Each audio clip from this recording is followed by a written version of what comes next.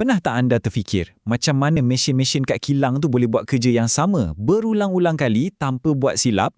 Hari ni kita nak bongkar rahsia di sebaliknya. Semuanya pasal gabungan kuasa udara dengan kepintaran elektrik. Okey, jadi persoalannya, macam mana kita nak ajar satu mesin ni untuk ikut arahan, ikut turutan dengan sempurna setiap kali?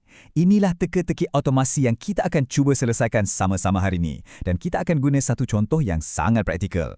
Cabaran kita untuk hari ni datang direct dari satu manual latihan tau. Kita nak automasikan sebuah mesin pengamplas. Cuba anda bayangkan, kita kena reka satu sistem yang boleh tolak sekeping kayu ke mesin tu, tahan kat situ untuk beberapa saat, lepas tu tarik balik. Dan semua ni hanya dengan tekan satu butang je. Okey, jom kita mula dengan bahagian pertama teka-teki ni. Senang cerita, untuk gerakkan apa-apa pun kita perlukan daya, kita perlukan kuasa kan? Jadi kat sinilah kita perlukan otot untuk sistem kita. Jadi, dari mana datangnya otot ni? Jawapannya ada di sekeliling kita je, udara. Bila kita mampatkan udara, kita sebenarnya tengah cipta satu daya yang sangat-sangat kuat. Cukup kuat untuk menolak, menarik atau mengangkat apa sahaja. Inilah asas kuasa di sebalik sistem pneumatik. Prinsip fizik kat belakang semua ni sebenarnya mudah je dan ia dijelaskan dengan baik oleh hukum Boyle. Macam ni, bila kita paksa udara masuk ke dalam ruang yang lebih kecil, tekanannya akan meningkat dan tekanan yang tinggi inilah yang kita akan guna sebagai tenaga untuk gerakkan mesin kita nanti. Okey, untuk mulakan semua ni, kita perlukan satu benda, pemampat udara. Anggap je benda ni macam jantung untuk sistem kita. Kerjanya lebih kurang macam pam basikal gergasi. Dia sedut udara dari luar, mampatkan dan simpan dalam satu tangki. Jadi kita ada satu simpanan tenaga yang besar yang tunggu masa je nak dilepaskan. Baiklah, tenaga yang kita dah simpan tu tak boleh duduk diam je kan? Ia perlu disalurkan untuk buat kerja. Di sinilah penggerak atau actuator masuk. Kalau tadi pemampat tu jantung, inilah otot yang sebenar. Dia ambil udara bertekanan tinggi tu dan tukarkan jadi gerakan fizikal yang kita nak. Dalam kes kita ni, gerakan untuk tolak kayu tu ke depan. Okey, ada otot memang bagus, tapi kuasa semata-mata tak cukup kan? Ia perlukan kawalan yang bijak. Jadi sekarang, jom kita tengok pula macam mana nak bina otak untuk bagi arahan kepada otot-otot ni. Nah, di sinilah elektrik masuk main peranan. Kita akan guna litar elektrik yang ringkas sebagai macam sistem saraf untuk mesin ni. Litar ni lah yang akan buat keputusan dan hantar isyarat untuk bagi tahu sistem pneumatik kita apa nak buat dan bila nak buat. Okey, otak kita ni perlukan cara untuk terima arahan kan? Cara paling asas, butang tekan. Tapi tengok ni, ada dua jenis yang nampak sama tapi fungsi dia lain sangat. Satu, kita panggil normally open atau lazimnya terbuka. Litar dia sentiasa terputus. Sampailah kita tekan butang tu, barulah dia bersambung. Ini sesuai untuk butang mula. Yang lagi satu pula, normally closed atau lazimnya tertutup. Litar dia sentiasa bersambung. Sampailah kita tekan, baru dia putus. Ini pula memang perfect untuk butang berhenti. Nampak tak? Logik asas dah mula dari sini. Seterusnya kita ada geganti atau orang panggil relay.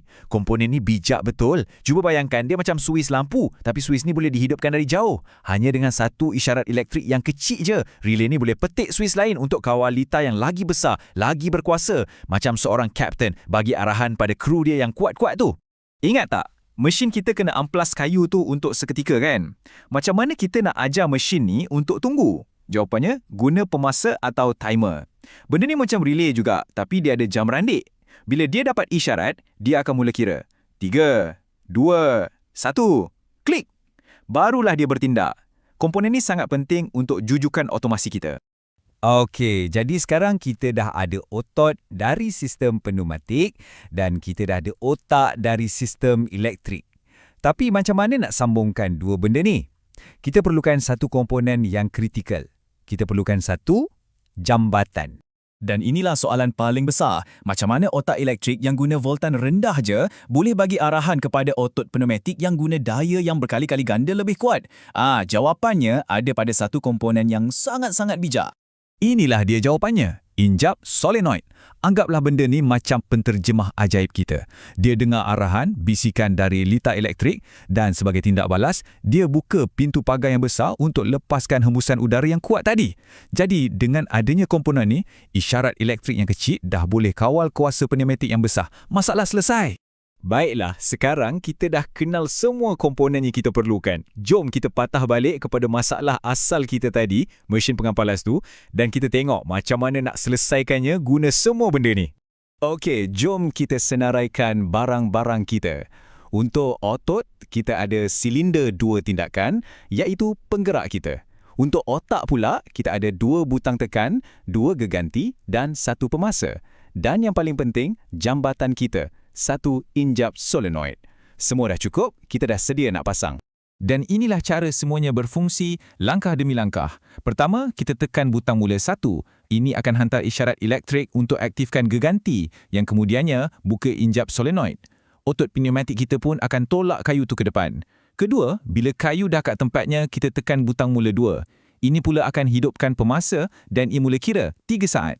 Ketiga, bila 3 saat dah habis, pemasa akan aktifkan geganti yang kedua. Akhir sekali, geganti kedua ni akan tutup injap solenoid dan penggerak pun akan tarik balik kayu tu. Siap! Satu kitaran kerja yang lengkap, semuanya automatik. Nampak tak?